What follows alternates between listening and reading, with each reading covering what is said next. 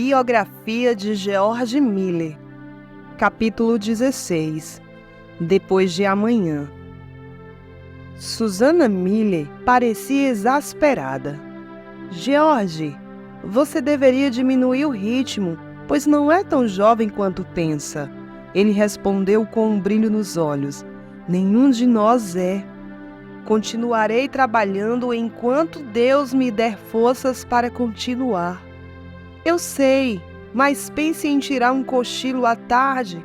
Quantos outros homens de 80 anos você conhece que prega todos os domingos, recebe centenas de visitantes por ano e escreve relatórios anuais? Não muitos, admitiu George. Deus me abençoou. E ele realmente tinha forças, pois se considerava mais em forma e saudável aos 80 anos do que fora aos 29. George ainda levantava cedo todas as manhãs, mergulhava a cabeça em água gelada e tomava um café da manhã espesso. E todo dia ele subia a colina de Eichledal para passar o dia no amado orfanato. Ironicamente, Susannah Miller, 21 anos mais nova que o marido, morreu primeiro.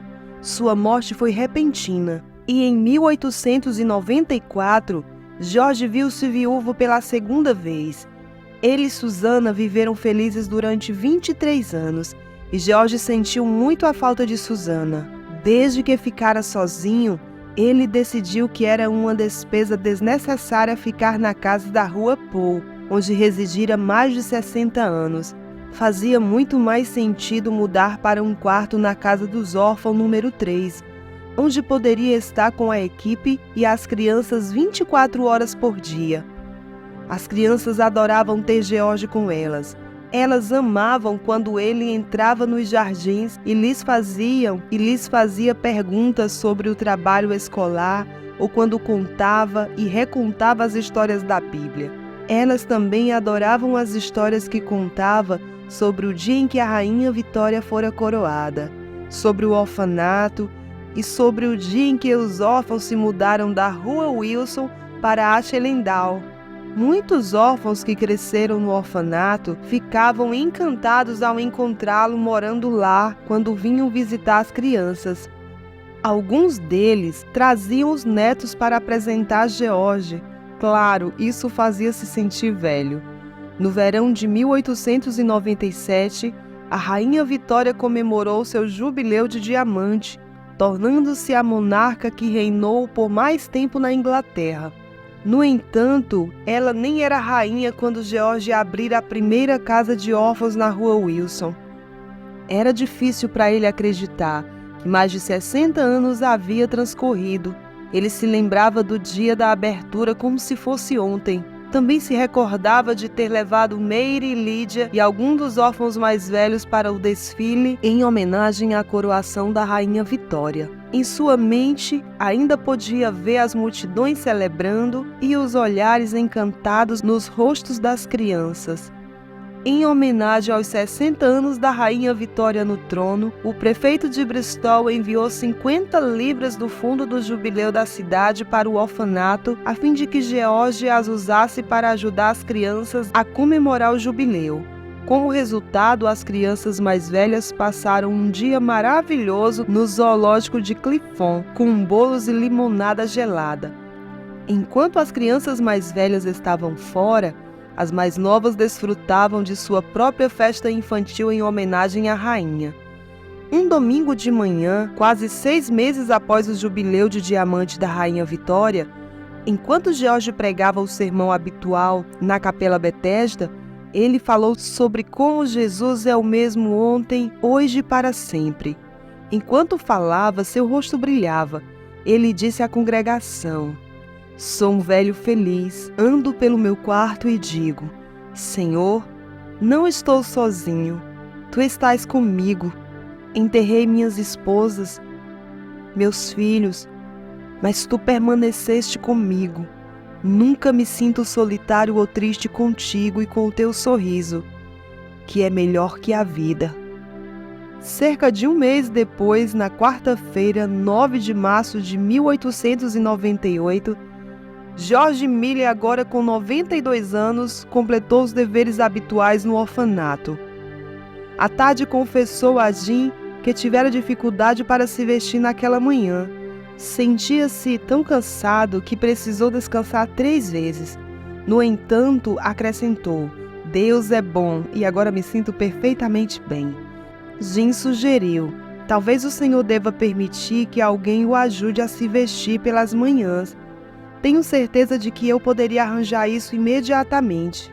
George pensou por um momento. Muitas outras vezes as pessoas sugeriram que ele deveria ter um assistente pessoal. Agora, pela primeira vez, ele concordou que em breve seria necessário. Deu um tapinha curioso no braço do genro. Depois de amanhã, Jim. Envie-me um ajudante depois de amanhã. Mas o amanhã não chegou para George Miller. Naquela noite, George dirigiu a reunião de oração na casa de órfãos número 3 e depois subiu a seu quarto, leu sua Bíblia por alguns minutos. Ele a lera integralmente mais de 300 vezes desde que se tornara cristão. Em seguida, foi para a cama. Por volta das 5 horas da manhã seguinte, George Miller morreu em paz. Às 9 horas, toda a cidade de Bristol estava em alvoroço. George Miller, o pai querido de mais de 10.000 órfãos, estava morto. Os sinos tocaram e centenas de pessoas se reuniram no orfanato para prestar seus respeitos. Na segunda-feira seguinte ocorreu o maior culto fúnebre da história de Bristol. Todas as lojas e empresas da cidade estavam fechadas. E milhares de pessoas se alinharam nas ruas para vislumbrar o cortejo fúnebre que abria caminho da casa de órfãos número 3 até a Capela Bethesda, onde o culto fúnebre seria realizado. Quando a procissão passou pela Catedral de Bristol, os sinos tocaram, as bandeiras estavam erguidas a meio mastro.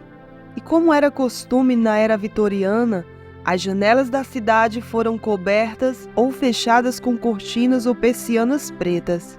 Cerca de 1.500 órfãos, todos com idade suficiente para percorrer a distância, marcharam em procissão atrás da carruagem que carregava o caixão de George Miller.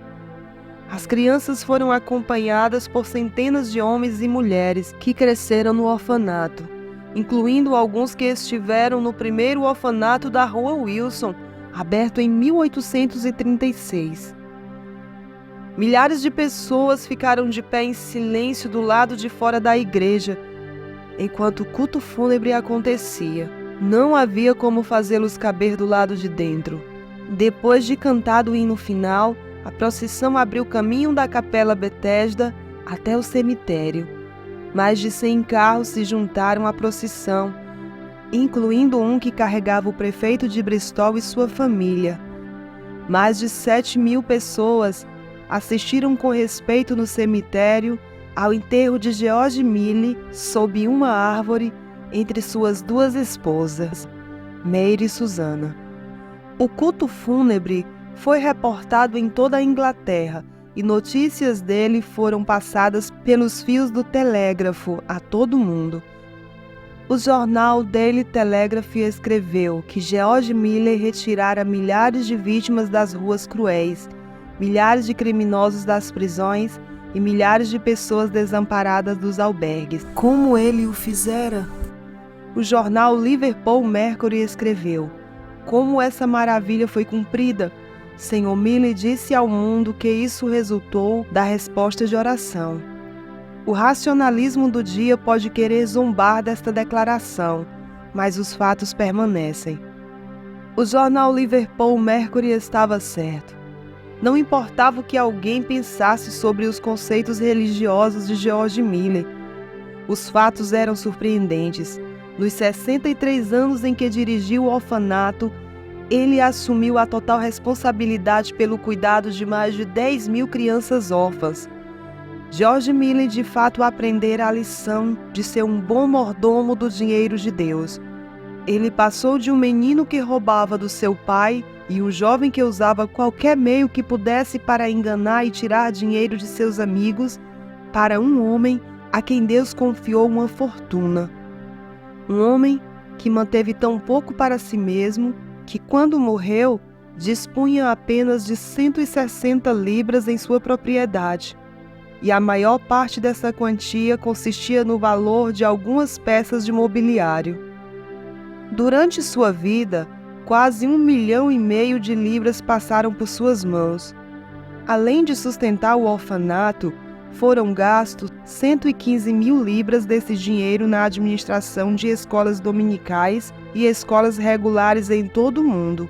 Foram usadas 90 mil libras para imprimir e distribuir Bíblias, e mais de 260 mil libras foram utilizadas no sustento de missionários. Uma das muitas organizações missionárias para a qual George fez doações foi a Missão no Interior da China, fundada por Hudson Taylor, que se tornou um bom amigo.